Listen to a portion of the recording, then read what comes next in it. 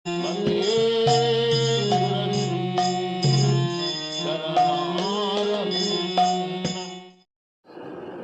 কৃষ্ণ। সকালের ভাগবত ক্লাসে সবাইকে স্বাগত জানাই।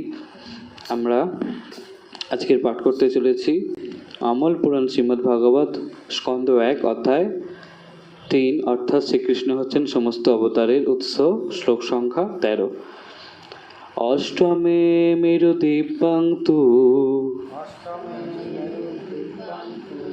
নাভির্জাত উরুক্রম দর্শয়ন বত্মাধীরাণম সর্বাশ্রম নমস্কৃতম। অষ্টমে মেরুদিব্যাংতু নাভির্জাত উরুক্রম দর্শয়ন বত্মাধীরাণম সর্বাশ্রম নমস্কৃতম। প্রভুজি। অষ্টমে মেরু দিব্যাংতু নাভির্জাত উরুক্রম দর্শয়ন বত্মাধীরাণম সর্বাশ্রম নমস্কৃতম। মাতাজি।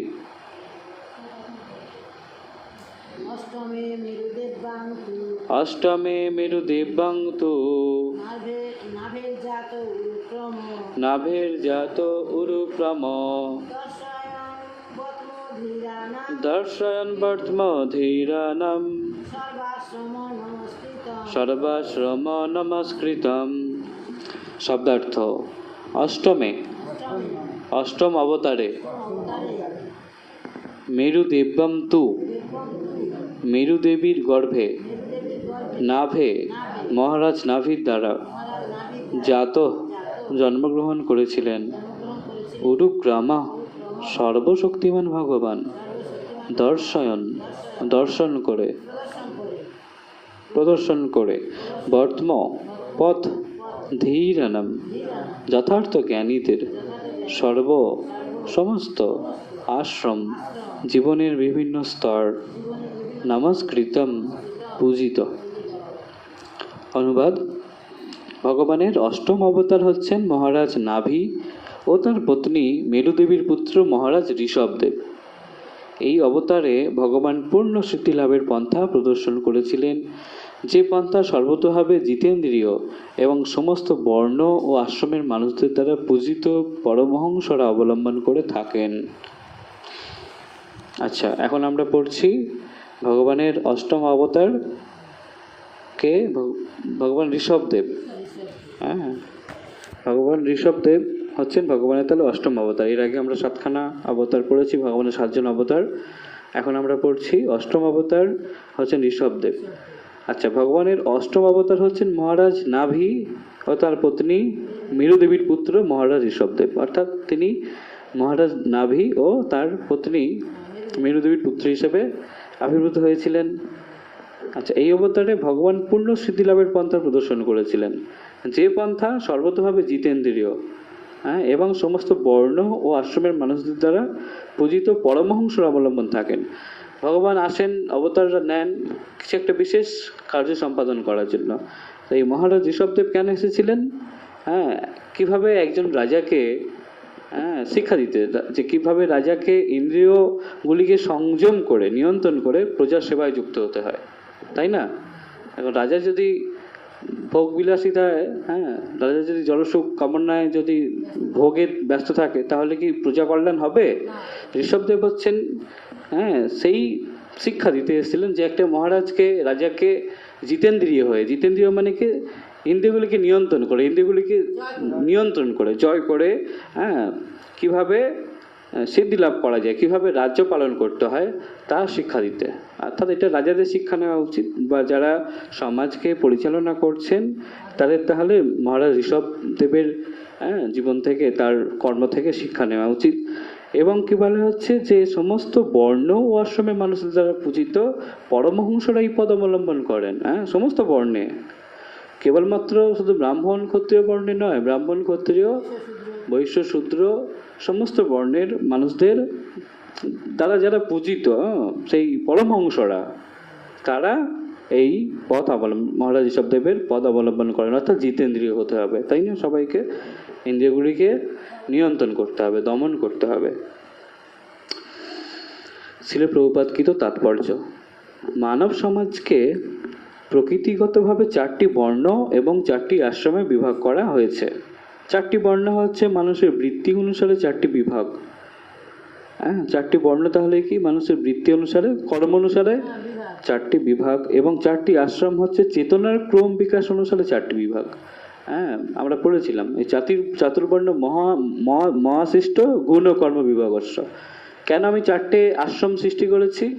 চাতুর্বর্ণ বর্ণ কেন আমি 4টে সৃষ্টি করেছি? ভগবান নিজেই 4টি বর্ণ সৃষ্টি করেছেন। কেন? গুণ ও কর্ম বিভাগস্য, জন্ম অনুসারে নয়, গুণ এবং কর্ম অনুসারে, তাই না? গীতাতে আমরা পড়েছিলাম না, 4 অধ্যায় পড়েছিলাম বোধহয়, জ্ঞান যোগে, যে চাতুর্বর্ণ ময়া সৃষ্ট, ময়া মানে আমি সৃষ্টি করেছি। কেন? গুণ ও কর্ম বিভাগস্য। চাতুর্বর্ণ বর্ণ কি কি? 4টি বর্ণ কি? ব্রাহ্মণ ক্ষত্রিয় বৈশ্য শূদ্র। এবং 4টি আশ্রম কি? ব্রহ্মচর্য, গৃহস্থ, হ্যাঁ, ব্রহ্মচর্য, গার্হস্থ বা গৃহস্থ, বানপ্রস্থ এবং সন্ন্যাস। তাহলে এই যে 4টি বর্ণ এবং 4টি আশ্রম কিভাবে ভাগ করা হচ্ছে? 4টি বর্ণ হচ্ছে মানুষের বৃত্তি অনুসারে 4টি বর্ণ, অর্থাৎ ব্রাহ্মণ ক্ষত্রিয় বৈশ্য শূদ্র তার বৃত্তি অনুসারে। তার বৃত্তি যদি শূদ্রদের মতো হয়, সে যদিও ব্রাহ্মণ গৃহে জন্মগ্রহণ করেছে কিন্তু সে শূদ্র। আবার কেউ যদি শূদ্র গৃহে জন্মগ্রহণ করেছেন কিন্তু তার বৃত্তি, তার আচরণ যদি ব্রাহ্মণের মতো হয় তাহলে তিনি ব্রাহ্মণ, তাই না? আমরা পড়েছি এগুলো। হ্যাঁ, সূচি হয় মুচি যদি কৃষ্ণ ত্যাজে, সূচি হয় মুচি যদি কৃষ্ণ ত্যাজে, সূচি, হ্যাঁ, সূচি মুচি হয়ে গেল। মানে সূচির কথা অর্থ কি? উচ্চ কুল, উচ্চ ভালোভাবে ভালো গৃহে জন্মগ্রহণ করার পরেও, উচ্চ বর্ণে জন্মগ্রহণ করার পরেও তিনি নিম্ন বর্ণ পৌঁছে যাচ্ছেন, নিম্ন বর্ণ চলে আসছেন। কেন? কৃষ্ণ ত্যাগ করার ফলে, কৃষ্ণ ভজন না করার ফলে। আবার মুচি সূচি হয়ে যাচ্ছে, মুচি হয় সূচি যদি কৃষ্ণ ভজে।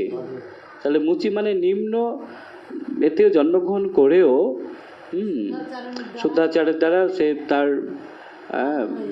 কর্মের দ্বারা, আচরণের দ্বারা তিনি ব্রাহ্মণ হয়ে যাচ্ছেন।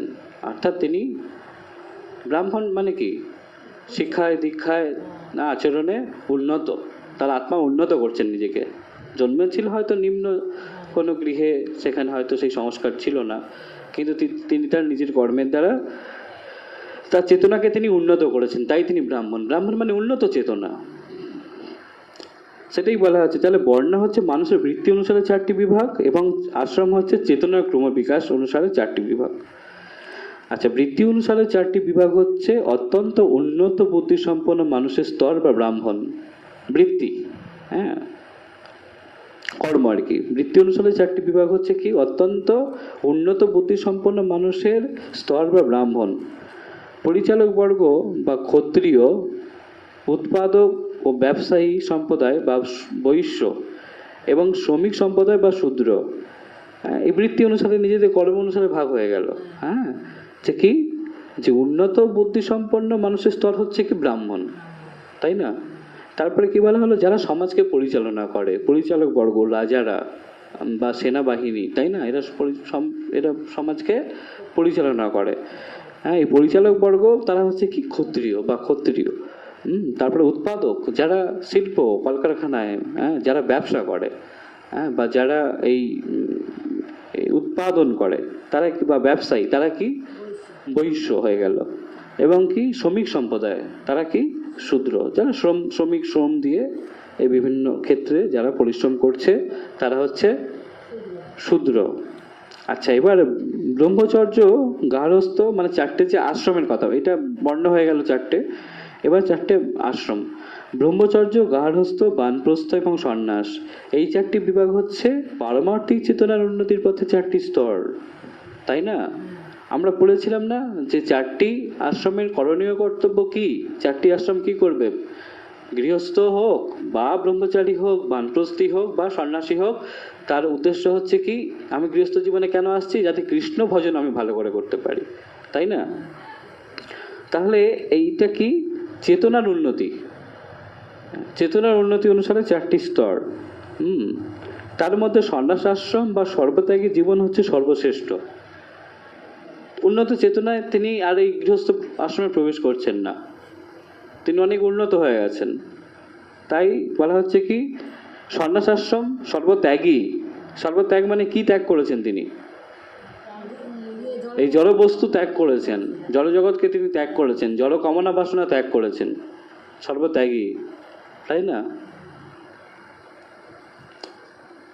তাহলে এই সন্ন্যাস আশ্রম হচ্ছে এই 4টি আশ্রমের মধ্যে শ্রেষ্ঠ আশ্রম। ব্রহ্মচর্য, গার্হস্থ, বানপ্রস্থ এবং সন্ন্যাস, এই 4টি আশ্রমের মধ্যে সন্ন্যাস আশ্রম হচ্ছে সব থেকে শ্রেষ্ঠ। তাই সন্ন্যাসীরা হচ্ছেন সমস্ত বর্ণ এবং আশ্রমের গুরু। সন্ন্যাস আশ্রমেও 4টি স্তর রয়েছে, সেগুলি হচ্ছে কুটিচক, বহুদক, পরিব্রাজক, আচার্য এবং পরমহংস। এই সন্ন্যাস আশ্রমের 4টি স্তর। পরমহংস স্তর হচ্ছে পূর্ণতার চরম স্তর, এবং তাই পরমহংস সকলেরই পূজ্য।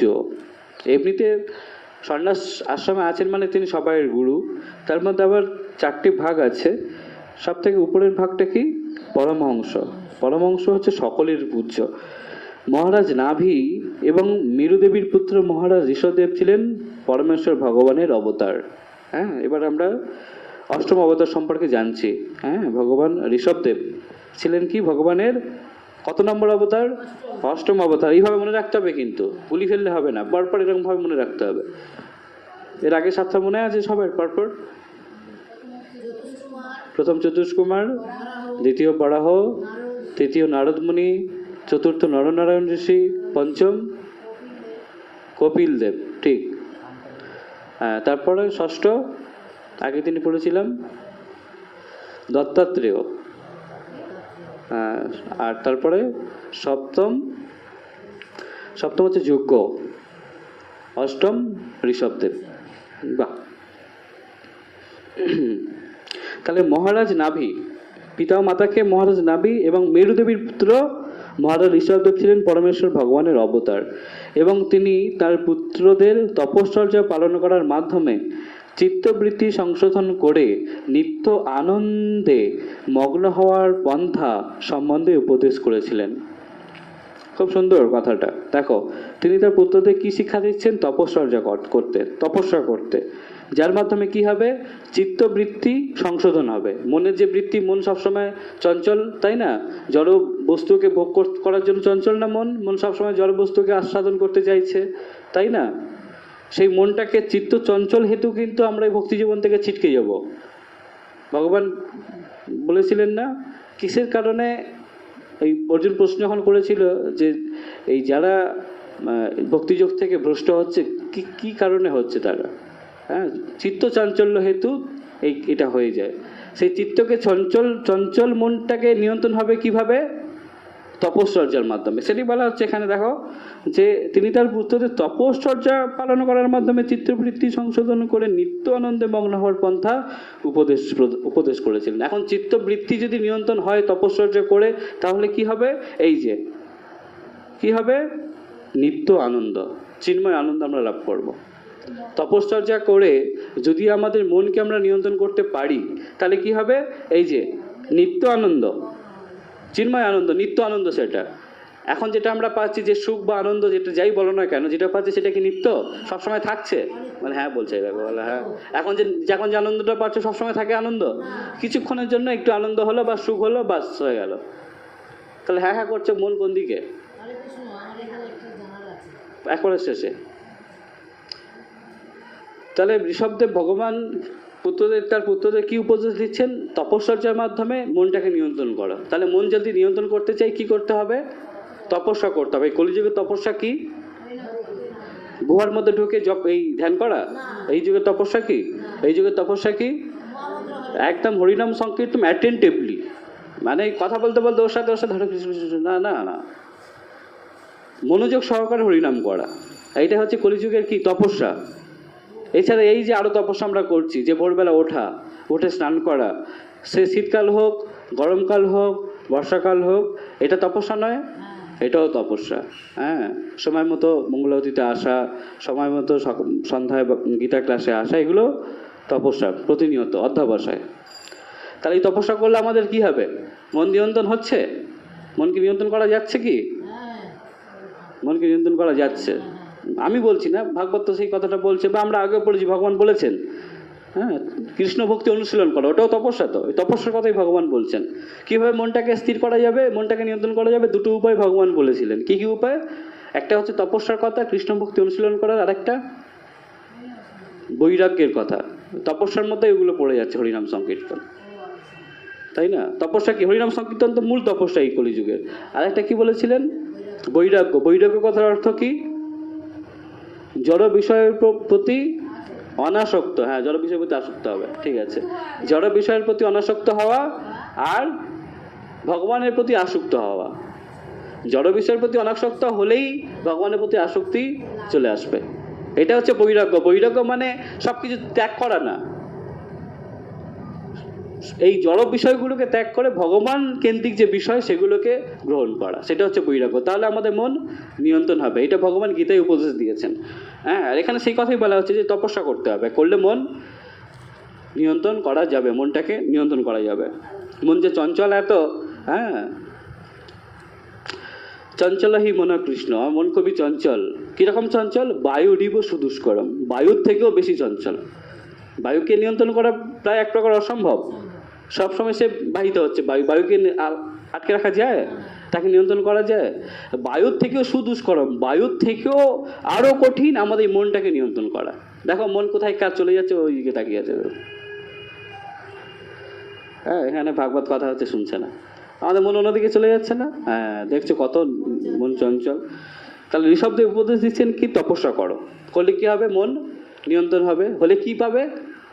চিন্ময় আনন্দ, নিত্য আনন্দ। চিন্ময় আনন্দটা কি? অনিত্য, একটুখানি হবে তারপর চলে যাবে না, নিত্য আনন্দ লাভ করতে পারবে। আমরা কিসের অন্বেষণ করছি? কি চাইছি? দুঃখ পেতে চাইছি? নিত্য আনন্দ পেতে চাইছি। তো ব্যাস এটাই।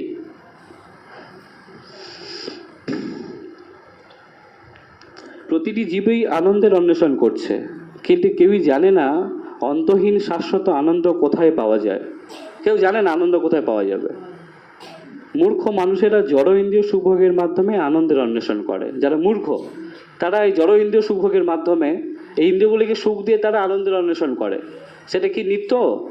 অনিত্য। এবং সেটা কি আনন্দ?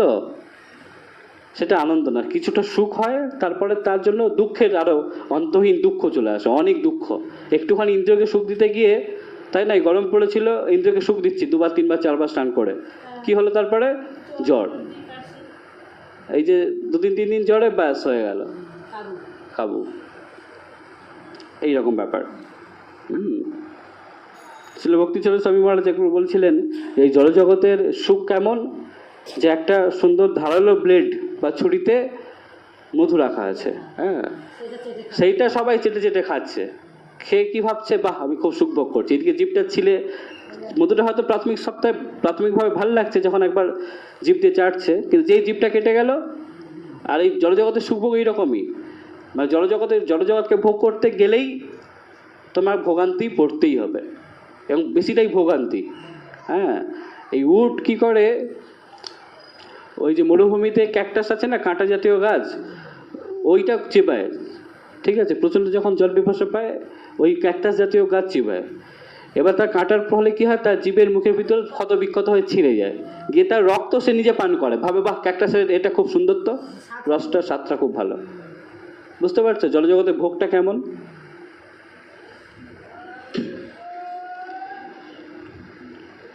তাহলে মূর্খ মানুষেরা জড় ইন্দ্রিয় সুখভোগের মাধ্যমে আনন্দের অন্বেষণ করছে। জড় ইন্দ্রিয়কে সুখ হচ্ছে বলছে, ভাবছে বাহ কি সুন্দর সুখ, তো এটাই আনন্দ। কিন্তু এটা কি প্রকৃত আনন্দ, নিত্য আনন্দ, জড় সুখভোগ না? কিন্তু এই ধরনের মূর্খ মানুষেরা ভুলে যায় যে ইন্দ্রিয় সুখ তর্পণের মাধ্যমে লব্ধ এই অনিত্য সুখ কুকুর বেড়ালেরা উপভোগ করে। ওরাও তো ইন্দ্রিয় সুখ ভোগ করছে, তাই না? পশুরাও, বেড়াল কুকুরেরাও। তাহলে মানুষের সাথে বেড়াল কুকুরের পার্থক্য কি থাকবে কিছু, যদি আমরা ওদের মতোই আহার নিদ্রা ভয় মধ্যে ওদের মতোই যদি সুখ ভোগ করতে থাকি? না। এই ইন্দ্রিয় সুখ থেকে কোনো পশু পক্ষী বা কীট পতঙ্গ বঞ্চিত নয়, সবাই ইন্দ্রিয় সুখ ভোগ করছে। সব রকমের জীবের মাধ্যমে এমনকি মনুষ্য জীবনেও এই ধরনের সুখ প্রচুর পরিমাণে লাভ করা যায়, তাই না? কিন্তু এই ধরনের সস্তা সুখ উপভোগ করা মনুষ্য জীবনের উদ্দেশ্য নয়। এই সস্তা সুখ উপভোগ করা মানুষের জন্য উচিত নয়। মনুষ্য জীবনের উদ্দেশ্য হচ্ছে দিব্য জ্ঞান লাভ করে নিত্য শাশ্বত অন্তহীন আনন্দ উপভোগ করা। না, আনন্দ উপভোগ করবে না সেটা বলা হচ্ছে না, এই সস্তার আনন্দ উপভোগ করাটা উচিত নয়। এটা সস্তার আনন্দ না, সস্তার সুখ না এটা। হ্যাঁ, সিরিয়ালটা খুলে বসে গেলাম, সস্তার সুখ, চোখের সুখ হচ্ছে সস্তা। কিন্তু ভগবানের নিত্য, ভগবানের যে সুন্দর রূপ সেটা দর্শন করা হচ্ছে নিত্য সুখ ভোগ করা, নিত্য আনন্দ লাভ করা। এটা কিন্তু অন্য পশু পাখিরা পারবে না। এটা একমাত্র মনুষ্য শরীরই, মনুষ্য দেহেই সম্ভব এই নিত্য শাশ্বত চিন্ময় আনন্দ লাভ করা। পশু পাখিরা পারবে? হরিনাম করলে যে আনন্দ আসবে সেটা কি পশু পাখিরা করতে পারবে? না। ভগবানের সেবায় যে আনন্দ সেটা পশু পাখিরা পাবে? কারণ তারা ভগবানের সেবা করার সমর্থ নয়। একমাত্র এই মনুষ্য শরীরটা হচ্ছে সেই টিকিট, স্পেশাল টিকিট। হ্যাঁ, মন্দিরে প্রচুর লাইন পড়েছে, পাশে একটা ভিআইপি লাইন থাকে, থাকে না? সেটা স্পেশাল টিকিট দেওয়া হয়। ভিআইপি লাইনে কোনো লাইন নেই, সবার আগে গিয়ে দর্শন করে। এই জগতে এত চারিদিকে যে এত আমরা জীব দেখছি, সবাই ভগবানকে পেতে চাইবে তো? হয়তো এখন ভুলে গেছে, কিন্তু যখন তাদের স্মৃতি আসবে সবাই তো ভগবানের কাছে ফিরে যেতে চাইবে। এত জীব লাইন দিয়ে দাঁড়িয়ে আছে ভগবানকে পাওয়ার জন্য। আর মনুষ্য শরীরটা কি? সেই স্পেশাল টিকিট ধরিয়ে দেওয়া হয়েছে, যাও ওই লাইন দিয়ে চলে যাও, তোমাকে লাইন দিতে হবে না, ওই লাইন দিয়ে চলে যাও, তুমি তাড়াতাড়ি দর্শন করতে পারো। সেই স্পেশাল টিকিট আমরা পেয়েছি। অর্থাৎ এই স্পেশাল সুযোগ, এই সুযোগটা অপব্যবহার করব না সুব্যবহার করব? সৎ ব্যবহার করতে হবে, তাই না? এই মনুষ্য শরীরের সৎ ব্যবহার করতে হবে। সেটা কিভাবে সম্ভব? এই ভগবানের সেবার মাধ্যমে, এই ভগবত ভক্তির মাধ্যমে, কৃষ্ণ ভক্তি অনুশীলন করলে আমরা মনুষ্য জীবনটাকে সৎভাবে সৎ ব্যবহার করতে পারবো। মনুষ্য জীবনে প্রকৃত সফলতা আসবে।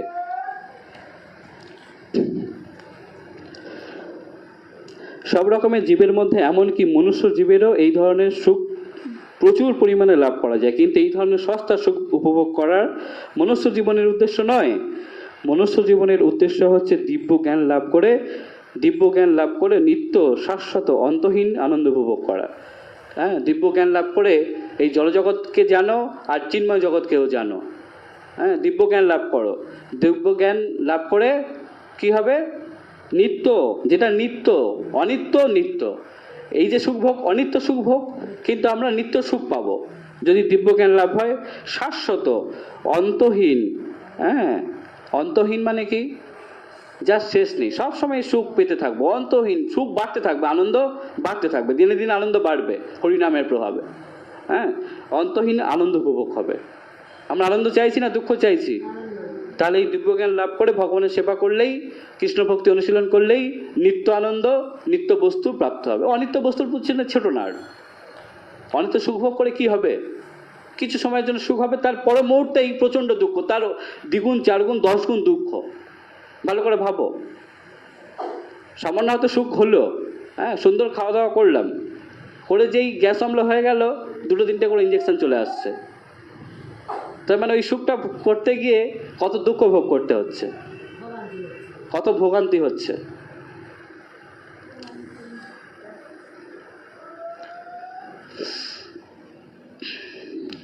এই দিব্যজ্ঞান লাভ করা যায় তপশ্চর্যার মাধ্যমে।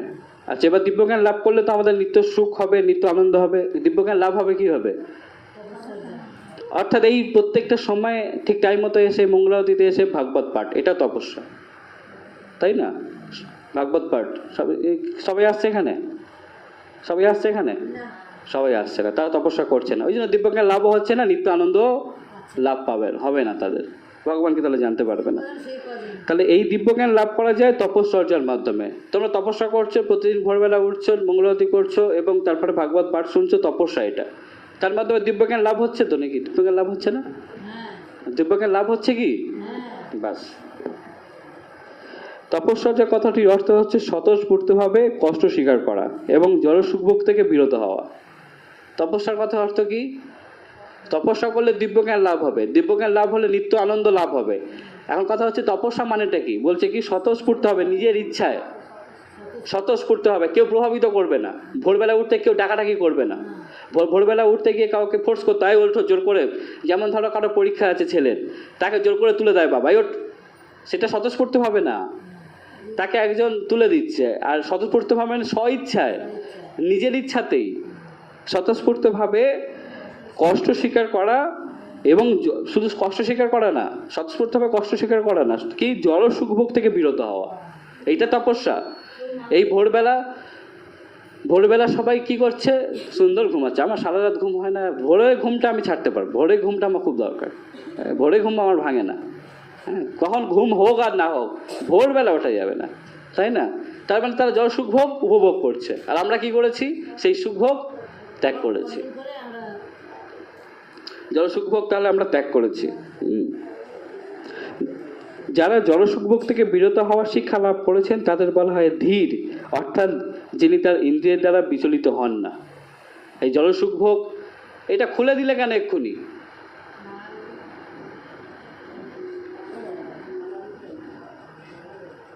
ভগবানকে সাজাও আগে, তারপরে তো খুলবে, তবে তো দর্শন করবে। শুধু অনাচার।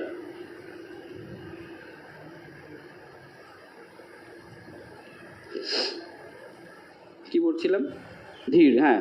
তাহলে যারা সুখভোগ থেকে, জড় সুখভোগ থেকে বিরত হওয়ার শিক্ষা লাভ করেছেন, মহারাজ ঋষভদেব এসছেন তো এইটাই করতে, ইন্দ্রিয়কে কিভাবে নিয়ন্ত্রণ করে রাজার ধর্ম পালন করা যায়, রাজধর্ম, সেটা শিক্ষা দিতে। এই জন্য এইগুলো আলোচনা হচ্ছে যে কি, যারা জড় সুখভোগ থেকে বিরত হওয়ার শিক্ষা লাভ করেছে তাদের বলা হয় ধীর। ধীরস্তত্ত্ব ন মুহ্যতি, ধীর ব্যক্তি কখনো মুহ্যমান হন না। তিনি আনন্দে ভাঙবে কেন? আনন্দে নাচানাচি করে না। আর দুঃখ পেলে, আমরা দুঃখ পেলে কি হয়? ভেঙে পড়ি না, কত দুঃখ আমার, আর কি বলবো রে, ভেঙে পড়ছি না। যে ধীর ব্যক্তি হবে, যে দিব্যজ্ঞান লাভ করেছে তপশ্চর্যা করে, সে জানেন এগুলো সব অনিত্য। এই কে মরে গেছে, কারো অসুখ হয়েছে, সব অনিত্য। অসুখ হয়েছে, সে সেরে উঠবে, আবার অসুখ হবে। ওই জন্য এটা চলতে থাকবে।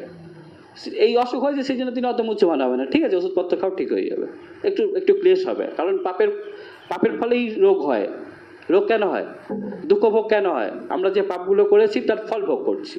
আবার সুখ কেন হয়? আমরা যে পুণ্যকর্ম করেছি তার ফল ভোগ করছি। তো পাপের ফলে দুঃখ ভোগ হচ্ছে, রোগ আসলো, আর সেই রোগটাকে ঠিক করতে গিয়ে মাছ মাংস খেয়ে আবার পাপ করছি। হ্যাঁ, দুর্বল হয়ে পড়ছি, মাছ মাংস খেতে হবে, খেয়ে আবার পাপ ভোগ হচ্ছে না, আবার পাপ করছি। একটা পাপকে ঠিক করতে গিয়ে আরো অনেকগুলো পাপ করে ফেলছি। হ্যাঁ,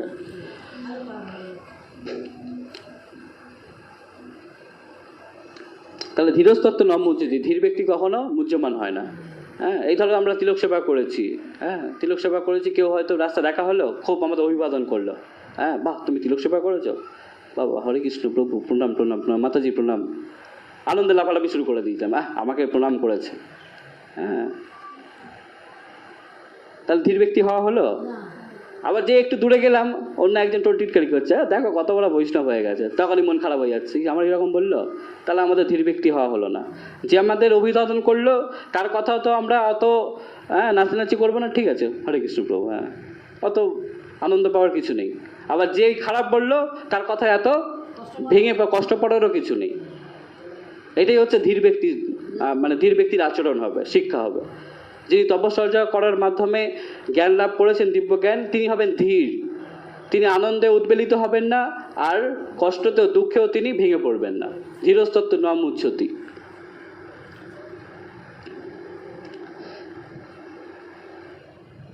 ধীর অর্থাৎ যিনি তার ইন্দ্রিয়ের দ্বারা বিচলিত হন না। এই ধরনের ধীররাই কেবল সন্ন্যাস গ্রহণ করতে পারেন। হ্যাঁ, এই ধরনের ধীররাই কেবল সন্ন্যাস গ্রহণ করতে পারেন, এবং তারা ধীরে ধীরে পরমহংস স্তরে উন্নীত হতে পারেন, যে স্তর সমাজের সমস্ত মানুষের দ্বারা পূজিত হয়ে থাকে। এই পরমহংস স্তর, সন্ন্যাস তো পূজিত, সন্ন্যাসীরা, আর সন্ন্যাসীদের মধ্যে এই পরমহংস আচার্যরা হচ্ছেন একদম সবথেকে উচ্চস্থল। হ্যাঁ, সমস্ত মানুষের দ্বারা, সমস্ত বর্ণ, সমস্ত সমাজের মানুষের দ্বারা তারা পূজিত হয়ে থাকে। মহারাজ ঋষভদেব এই পন্থা প্রদর্শন করে গিয়েছিলেন, এই পরমহংস স্তরে উন্নীত হওয়ার, ইন্দ্রিয়কে নিয়ন্ত্রণ করে তপশ্চর্যা করার মাধ্যমে দিব্যজ্ঞান লাভ করে কিভাবে আমরা পরমহংস স্তরে উন্নীত হতে পারি সেই শিক্ষা তিনি প্রদর্শন করেছেন, সেই শিক্ষা তিনি দিয়েছেন। এবং তার জীবনের চরম স্তরে তিনি জড় দেহের সমস্ত প্রয়োজনগুলি থেকে সম্পূর্ণভাবে মুক্ত হয়েছিলেন। হ্যাঁ, জড় বাসনা থেকে, জড়দেহের সমস্ত প্রয়োজনগুলি থেকে মুক্ত হয়েছিলেন। এই স্তর অত্যন্ত উন্নত এবং মূর্খের মতো তা অনুকরণ করার চেষ্টা করা উচিত নয়। অনুকরণ করা, শুধু এই স্তরটা কেন, কোনো কিছুরই অনুকরণ করা উচিত নয়।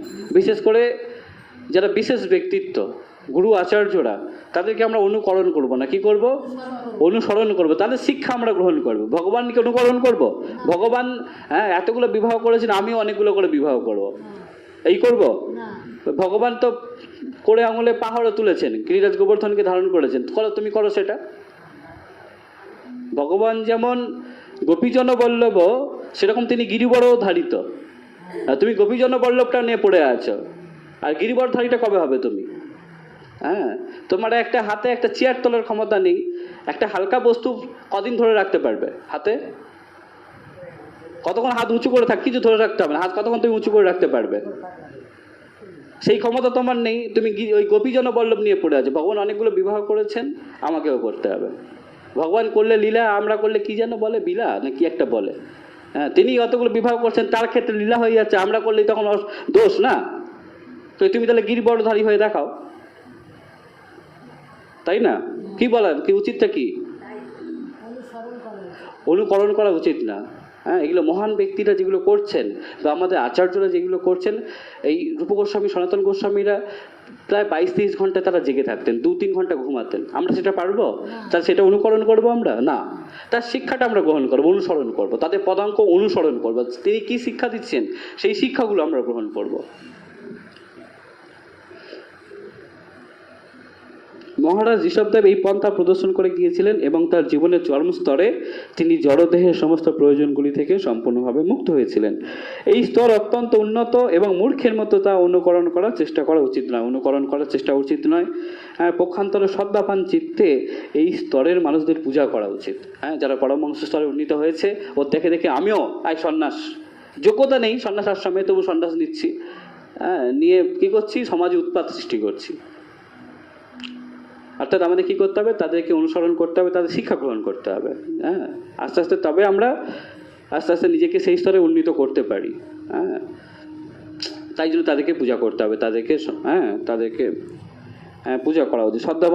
শ্রদ্ধাবান চিত্তে তাদেরকে পূজা করা উচিত। কোনো প্রশ্ন থাকলে করো, এবার তোমার কি প্রশ্ন আছে করো।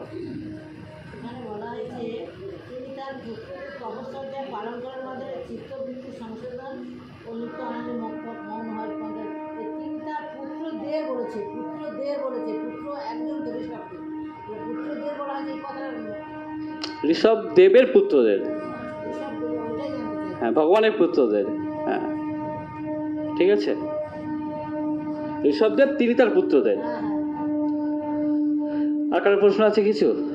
তাহলে আজকে এই পর্যন্ত বিশ্রাম থাকলো, পরবর্তীতে আমরা পরের শ্লোকটি আলোচনা করবো। বাঞ্ছা কল্পতরুভ্যশ্চ কৃপা সিন্ধুপেয়ঃ পতিতানাং পাবনেভ্যো বৈষ্ণবেভ্যো নমো নমঃ। অনন্ত অনন্ত কোটি বৈষ্ণববৃন্দ কি, শ্রীল প্রভুপাদ কি, নিতাই গৌর প্রেমানন্দে। হরি হরি বল।